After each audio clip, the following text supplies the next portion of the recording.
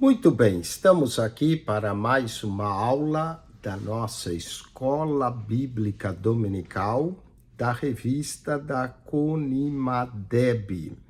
onde nós estamos estudando essa revista que é usada pela Assembleia de Deus Cristo para Todos, presidida pelo pastor Gilmar Santos. E essa revista que trata da nossa nova identidade como nova criatura, nessa lição de número 6, nós vamos abordar as armaduras de Deus e a guerra da nova criatura. As armaduras de Deus e a guerra dessa nova criatura. Então, estaremos abordando sobre essa armadura de Deus mencionada pelo apóstolo Paulo em sua carta aos Efésios, no capítulo de número 6, versículo 10 ao 18. Paulo estava preso, Efésios é uma das cartas que ele escreve, chamada também Epístola da Prisão, e quem sabe Paulo ali preso observou um soldado romano e fez uma comparação entre a luta, o soldado romano, as peças do soldado romano, com a luta do cristão. E Paulo vai falar para nós acerca dessa armadura que temos que tomar, chamada armadura de Deus para nós. O texto áureo da nossa lição diz o seguinte, Efésios 6:12.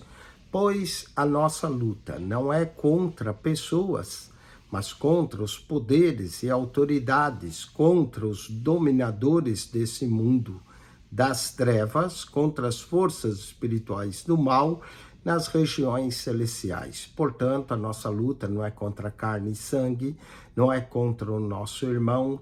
Hoje a gente vê muito irmão contra irmão, não é? Mas a grande verdade é que a nossa luta é contra Satanás. As guerras espirituais são uma realidade. E todo nova criatura, todo crente em Cristo que decide se posicionar contra as trevas vai enfrentar lutas. E para vencer essas lutas precisamos nos revestir da armadura de Deus. A carta também de 2 Coríntios, capítulo 10, versos 3 e 5, diz: Pois, embora vivamos como homem, não lutamos segundo os padrões humanos. As armas com as quais lutamos não são humanas, pelo contrário, são poderosas em Deus para destruir fortalezas. Destruímos argumentos e toda pretensão que se levanta contra o conhecimento de Deus, e levando-nos cativo todo pensamento para torná-lo obediente a Cristo. Devemos levar nossos pensamentos e nossa mente cativa a Cristo. Vamos à introdução da nossa lição. Os conflitos imediatos e os ataques que a igreja recebe são, em sua maioria, as tentativas pensadas e concentradas do inferno para bloquear o avanço da igreja e fazer os cristãos recuarem em seus pecados e na velha natureza. Satanás usa isso contra a igreja, escândalos, fala mal, para tudo denegrir a imagem do Evangelho de Cristo. Nessa lição, veremos quem é nosso inimigo. Não é aqueles que estão falando mal, mas sim Satanás. E que o Senhor Deus nos prepare para essa batalha.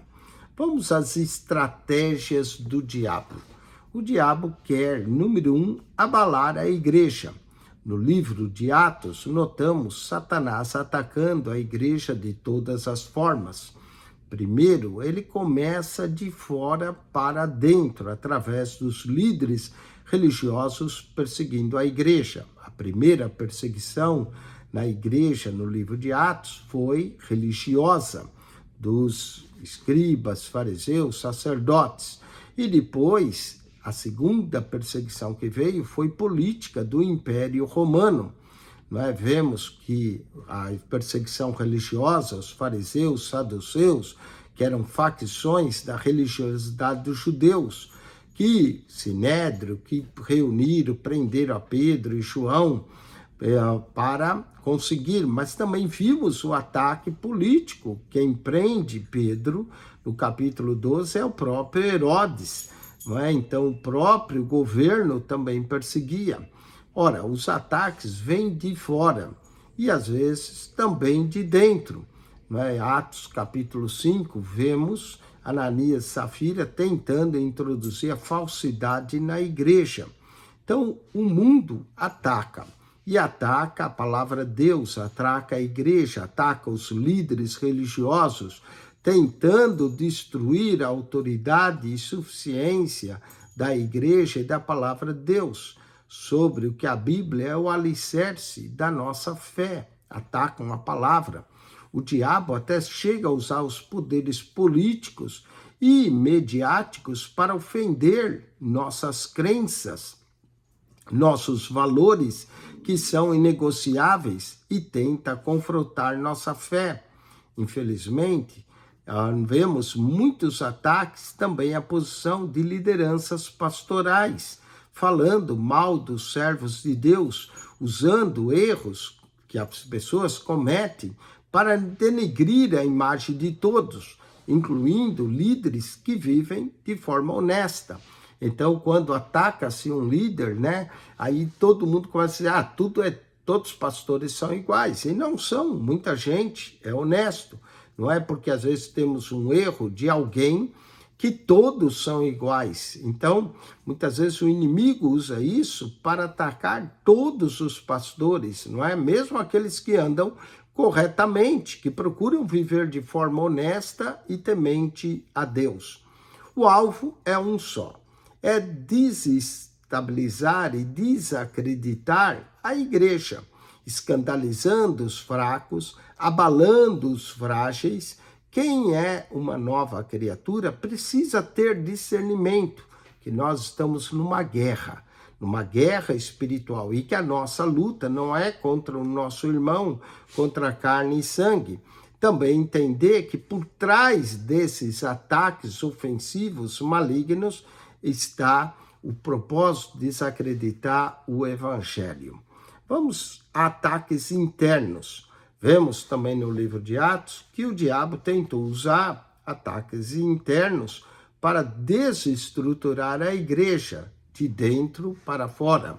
O Novo Testamento sempre também aponta a existência de falsos profetas, falsos mestres, que se introduziam como ensinos mentirosos, intentando corromper a fé dos filhos de Deus.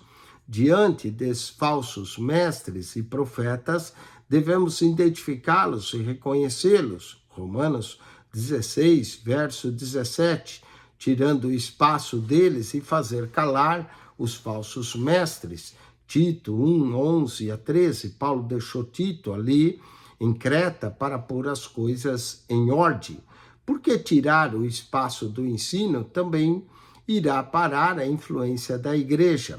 Fechar as portas para os falsos profetas é obrigação da igreja, segundo João, capítulo 10. Uma igreja genuína não pode ceder o púlpito a eles. Provai os espíritos para ver se eles são de Deus. 1 João 1 ao 6. Entretanto, em uma dimensão de entendimento espiritual, se realmente o Espírito Santo está operando, ou se é o espírito do engano, devemos ter o discernimento. E por último, devemos lutar e batalhar pela fé que nos foi dada. Judas, verso 3 e 4.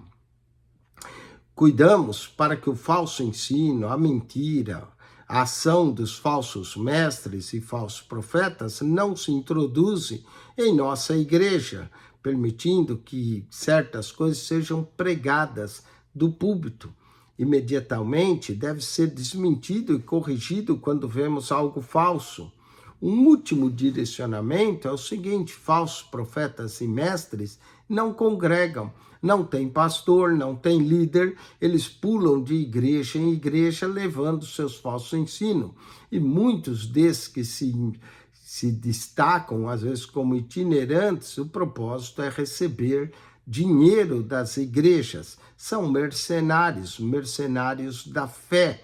O verdadeiro, ele tem um líder, ele tem uma igreja, ele pertence a uma igreja. Então, as igrejas são compostas de homens e mulheres de Deus, que agem com integridade, diferente dos falsos mestres e dos falsos profetas, que são verdadeiros mercenários da fé. A igreja protegida é o ponto 1.3 da nossa lição. A igreja é atacada de dentro, muitas vezes, para fora, e de fora para dentro. E isso acontece há mais de 2000 anos. Mas, pelo poder de Cristo, nunca foi destruída, como Jesus disse: edificarei a minha igreja e as portas do inferno não prevalecerão contra ela. Portanto, a igreja está blindada, e blindada pelo precioso sangue de Cristo. Assim como os israelitas punham sangue nos umbrais da porta para os protegê-los daquele que ia matar os primogênitos no Egito, o anjo da morte. Apocalipse 2:11 diz que nós o vencemos pelo sangue do Cordeiro. Estamos nas mãos de Deus, João 10, 28 e 29. E no esconderijo, à sombra do Onipotente, do Altíssimo, Salmo 27, verso 5 e Salmo 91, verso 1. Aquele que habita no esconderijo do Altíssimo, à sombra do Onipotente descansará. Devemos sempre estar debaixo de suas asas, conforme o Salmo 61, verso 4. Como Satanás irá nos tocar se estamos com a certeza da sublime proteção divina? Uma nova criatura entende que o inimigo nos atacará tentando nos enfraquecer e achar brecha em nossas vidas para que ele possa se introduzir. Mas se nós estivermos vigilantes com a armadura de Deus, ele nunca vai obter vitória, porque o nosso Deus está diante de nós. Deuteronômio 1:30. Nosso Deus nos guia sempre através de nós, Isaías 52:12, e nos guarda contra os ataques, surpresas do diabo, Salmo 139, verso 5. O Senhor é a nossa cobertura. Por baixo, Deuteronômio 36, 27, e sendo ele também a nossa base ao nosso redor, Salmo 125, 2. Com a sua presença poderosa, somos protegidos. Temos a convicção que o Todo-Poderoso está em nós. Maior é o que está em nós do que aquele que está no mundo. 1 Coríntios 6:19. E também Deus promete estar sempre conosco. Agora, é importante entender que não é porque Deus está conosco que nós não vamos vigiar. Não troque os fundamentos. Falemos um pouco da teologia, e hoje a teologia do coaching, não é? Muitos pastores nem querem mais ser chamados de pastores, querem ser coaching da prosperidade. Hoje, por conta de modismos e de modernidade, alguns falsos mestres e alguns falsos profetas estão conseguindo palco para propagar tudo menos a genuína palavra de Deus. Querem trocar o sólido fundamento das sagradas escrituras para algo mais leve, atualizado, que tenha uma gota de evangelho, que tenha gostinho de evangelho, mas não passa de uma mensagem antropocêntrica, de prosperidade, de riqueza para as pessoas. E isso atrai muita gente. A teologia da prosperidade que nasceu nos Estados Unidos chegou no Brasil também na década de 1990 e é uma das teologias mais nocivas contra a saúde da igreja. Ela prega que quanto mais bênçãos materiais, mais Deus está em você. Eu me lembro quando eu me converti, um crente que profetizava, tinha visão, discernimento de espírito, era um crente abençoado. Hoje mudou. Um crente que ganha uma casa nova, um carro novo, que tem uma casa com piscina, que tem várias casas, inclusive algumas alugadas, alguém vai dizer, tá aí um homem abençoado por Deus. Nós trocamos as bênçãos espirituais por bênçãos materiais. Dizem que se você está cheio de bens materiais, que Deus está com você. E se você não as tem, você ainda tem uma mente de pobreza. Os fiéis até conseguem comprar a bênção com campanhas, com votos, em dinheiro. Se as pessoas não prosperam materialmente, dizem os teólogos da prosperidade, que há algo errado com elas. A teologia mais recente que é encontrada aqui no espaço, com suas mentiras, agora é a teologia do coaching. Eles querem ser coaching. Essa expressão coaching vem do inglês, que significa treinador em inglês. E é uma profissão em que pessoas especialistas são encontradas para mentorar outras, instruir alunos e chegar a resultados específicos. Até aí, tá bom, tudo positivo. Ser coach é uma profissão e cada pessoa tem suas próprias escolhas de procurar esses profissionais ou não. O problema é que essa técnica de coaching está sendo usada nos púlpitos das igrejas. Em vez de pregarmos a mensagem da cruz, estamos pregando a mensagem de vitória, de prosperidade, o que vai trazer consequências relevantes e negativas. O evangelho, às vezes, é colocado de lado para dar lugar à teologia da prosperidade, ao materialismo no topo e o homem no centro, como mensagens antropocêntricas, focalizadas mais no homem do que em Cristo. Temos também a confissão positiva, que é amplamente usada como frase, você é o ponto fraco de Deus. Deus te ama. Jesus também teria comido do fruto proibido. Termina agora a sua vitória. São as bases dessa teologia e apresenta verdadeiros venenos teológicos. Temos uma outra teologia perigosa, não só a teologia da prosperidade e do coaching, mas a teologia da hipergraça. Os teólogos da prosperidade e do coach também abriram o caminho para uma nova heresia, a teologia da hipergraça.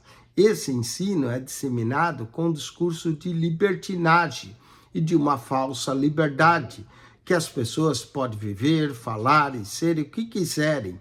Igrejas alternativas que aceitam até pessoas do mesmo sexo estão nascendo com essa filosofia, sendo que o pecado é diminuído e suas consequências nem são citadas.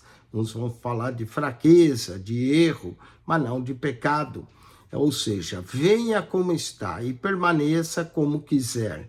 Nesse evangelho, chamado evangelho da graça ou da hipergraça, não tem confronto.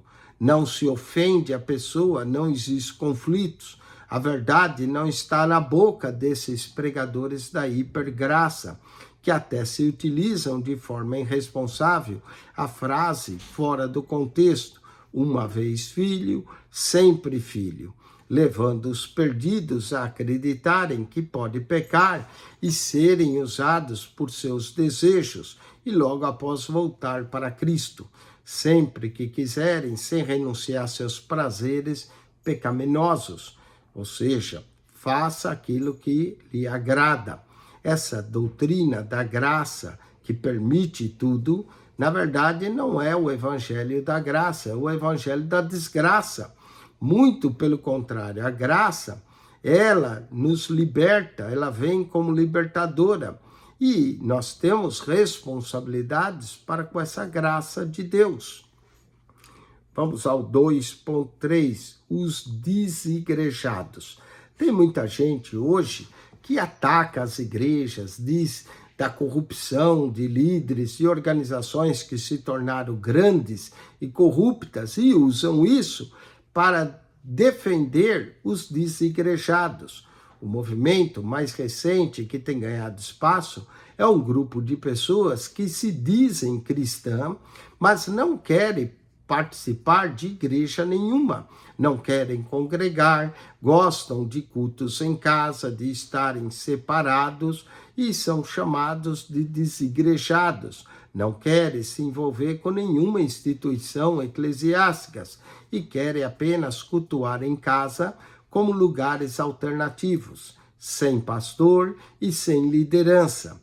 E o que nós temos percebido nisso? É que entre os desigrejados existe dois tipos de público.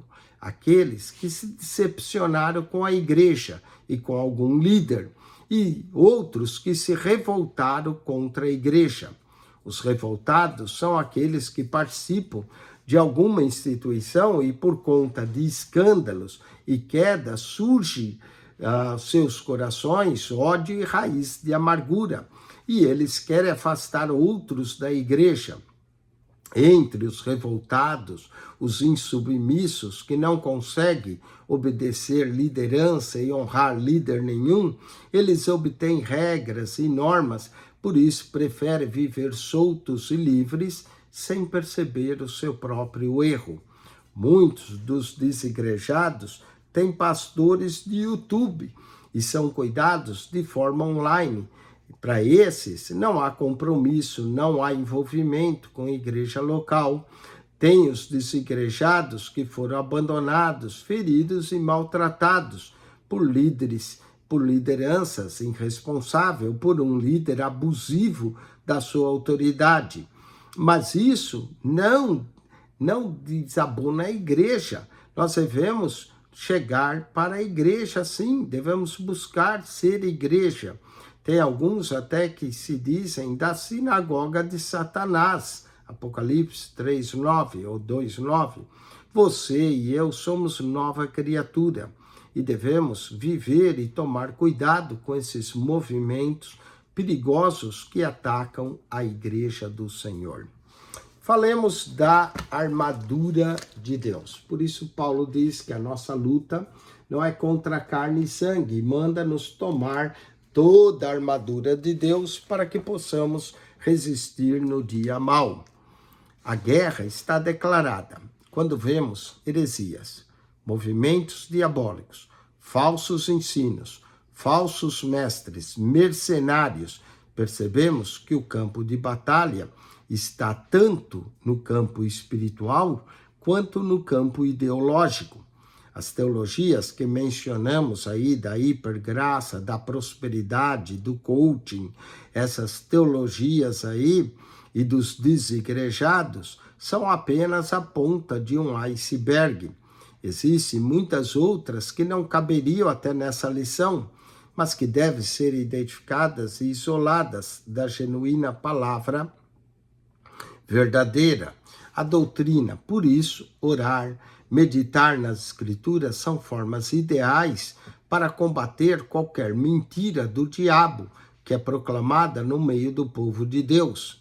Mas uma crítica válida é que existem cristãos com anos e anos de convertidos, mas que nunca leram a Bíblia inteira.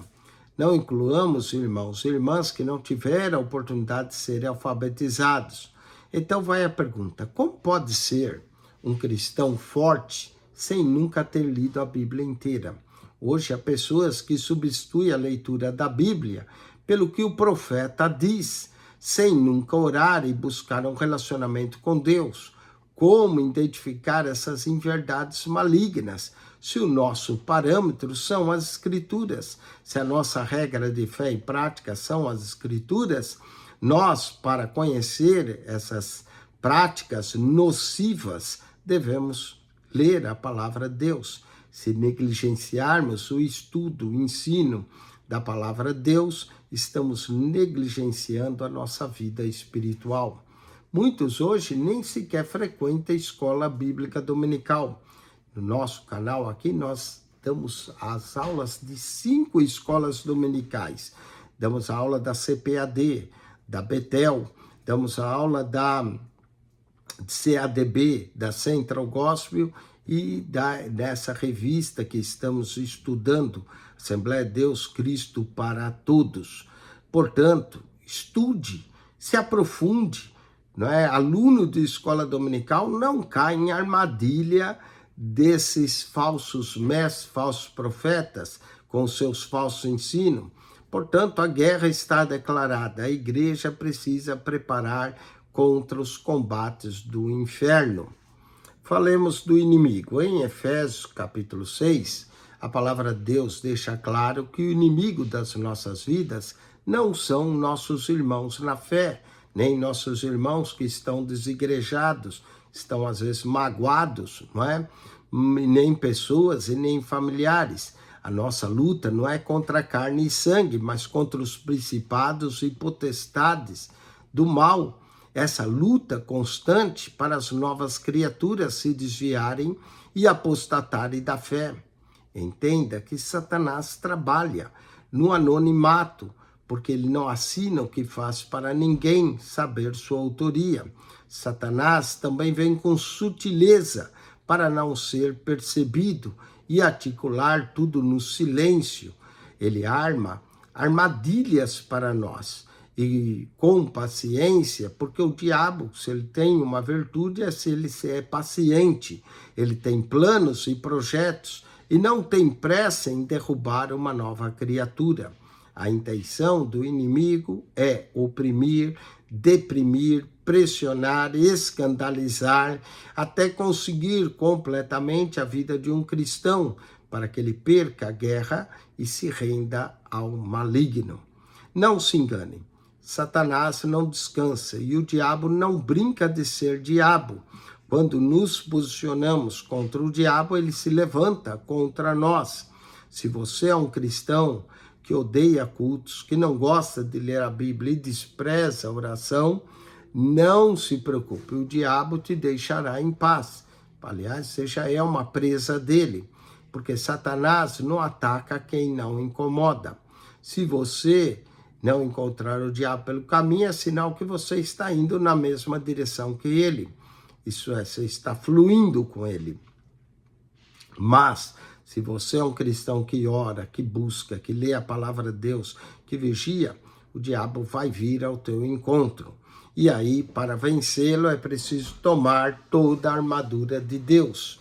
Deus nos coloca numa guerra, mas Deus não nos deixa sozinho, sem equipamento e despreparado. Efésios 6 relata uma analogia que havia entre a armadura dos soldados romanos e a nossa armadura celestial, a nossa armadura de Deus, que é provinda de nosso general dos exércitos celestiais, Jesus Cristo.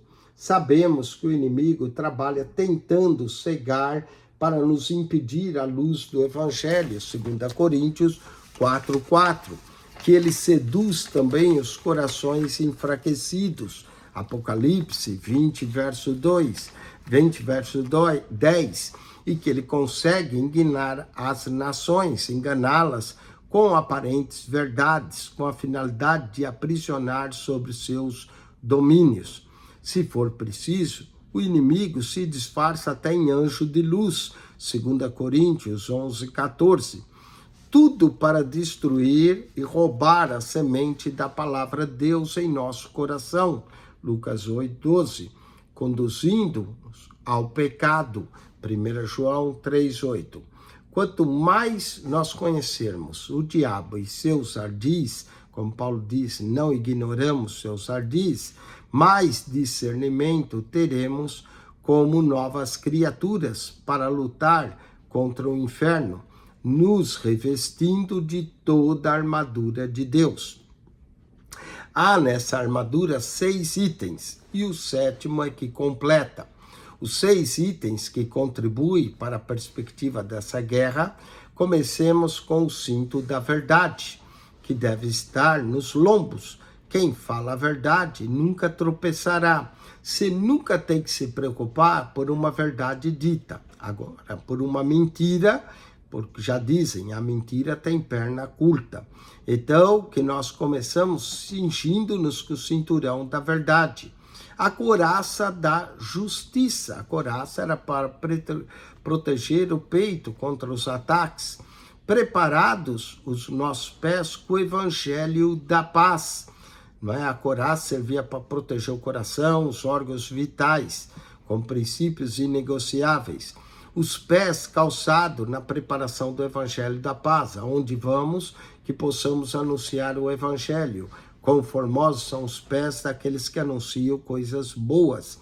O escudo, olha o escudo do soldado que o protegia. O escudo da fé. Nós temos que proteger contra os dardos inflamados do maligno. O capacete, olha aí o capacete, protege a cabeça. O capacete da salvação. E a espada do Espírito, que é a palavra de Deus.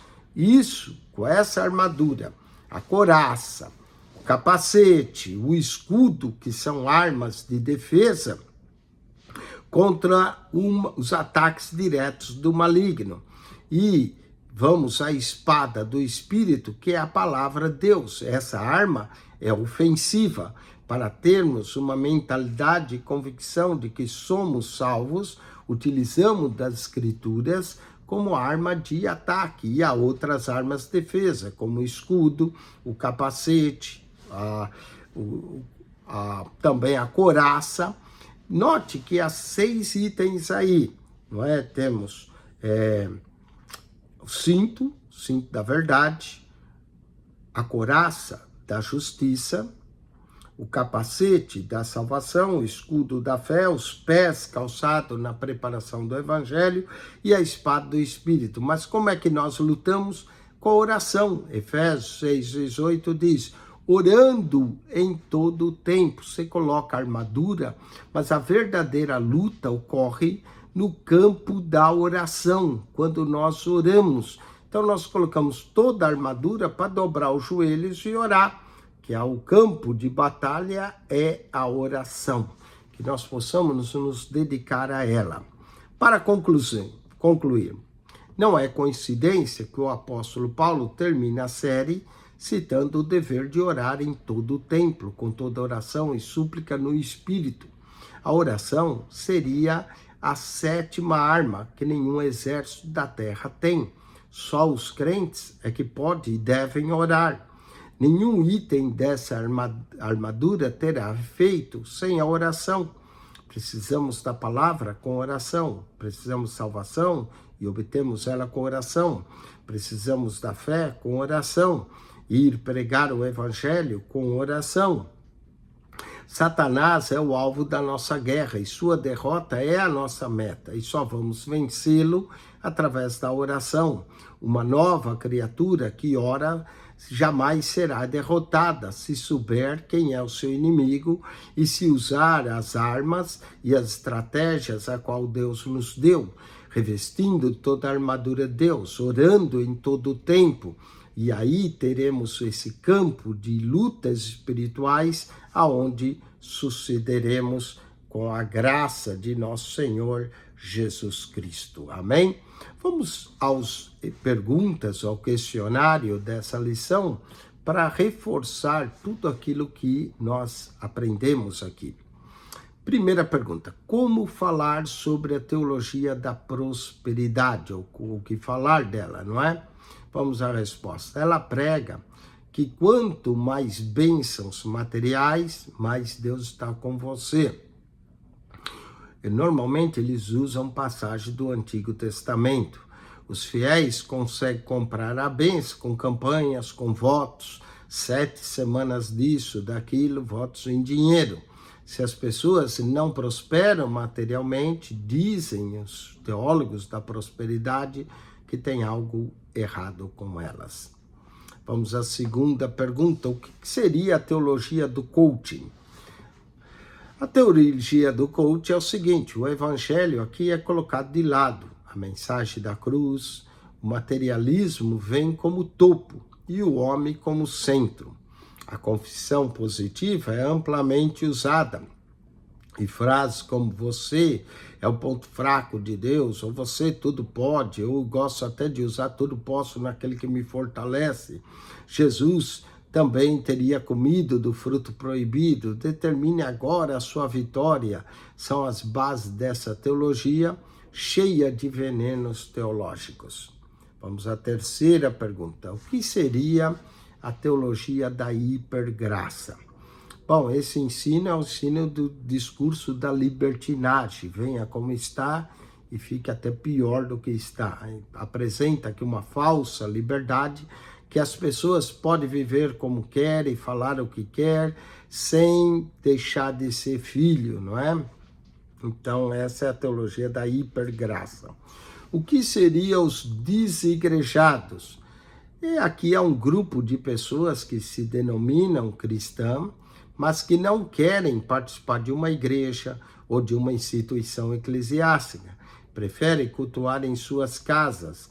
Usam o fato de a igreja reunir em casas no livro de Atos como desculpa do que lugares alternativos. Eles não têm pastor e nem liderança, a maioria desses grupos. Qual o alvo da igreja em meio à guerra? Efésios 6. Nós usamos a palavra Deus e a palavra Deus deixa claro que o inimigo das nossas vidas não são nossos irmãos, não são pessoas ou familiares. Satanás pode usar sim as pessoas, mas Satanás é o inimigo de nossas vidas, que luta constantemente para que as novas criaturas se desviem, se apostatam da fé, voltem ao mundo. Por isso, nós temos que vigiar. Muito bem, essa foi a nossa lição da revista da Conimadeb. Semana que vem, nós continuaremos falando da nova criatura e falaremos do discipulado, lição 7, discipulado e maturidade da nova criatura e o seu crescimento. O alvo de Deus é que nós cresçamos. E a escola dominical é algo maravilhoso, um instrumento maravilhoso para o nosso crescimento espiritual. Convido a você a acionar o nosso canal no YouTube. Nosso canal do YouTube, nós não só falamos a revista da Conimadeb, mas nós comentamos a revista da CPAD, a revista da Betel, a revista da CADB, a revista da Central Gospel e a revista da Conimadeb. Então, você aqui pode ter 5 temas de escola dominical. Na revista CPAD, nós estamos falando da defesa da fé, mais apologética, nesse primeiro trimestre. Na revista da Betel, estamos falando do movimento pentecostal, dos dias de Pentecoste, até todos os movimentos que houve, até o movimento pentecostal. Estamos também tratando na revista da CADB o livro do profeta Isaías, o profeta messiânico. Na revista da Central Gospel, Assembleia de Deus Vitória em Cristo, estamos tratando o assunto de tipologia bíblica. E na revista da Conimadeb, estamos falando da nova identidade em Cristo, a nova armadura. Assembleia de Deus, Cristo para todos. Então você pode estudar essa revista ou pode estudar todas as outras e ter 5 escolas dominicais comentadas no nosso canal, PR Eugênio Piacentini, o canal da Bíblia. Utilize o YouTube não para ouvir fuxico gospel, coisas horríveis que falam dos líderes tentando desacreditar a igreja, as lideranças. Não enche a tua cabeça com isso. Isso são ataques do inimigo. Acabamos de estudar da armadura de Deus. Tome a armadura de Deus, coloque o capacete de salvação e entre no canal do nosso aí, PR, o canal da Bíblia, para estudar a Bíblia, para conhecer, para crescer em conhecimento. Falar da vida de líderes e escândalo não te leva a nada. Não é? Pelo contrário, enfraquece sua fé. Mas se você se encher da palavra de Deus, você vai preencher a sua mente, seu coração com coisas boas e vai se tornar frutífero para a obra de Deus. PR Eugênio Piacentini, o canal da Bíblia. Divulgue o nosso canal, subscreva. Ao entrar no canal, clique naquela foto redonda, vai aparecer um menu, clique no playlist. Ali no playlist são 252 pastas com mais de 7.480 vídeos para você. PR Eugênio Piacentini. Se descer todas as pastas, você encontra um comentário da Bíblia. PR Eugênio Piacentini, o canal da Bíblia. Subscreva. Deus te abençoe e até a semana que vem para a lição de número 7.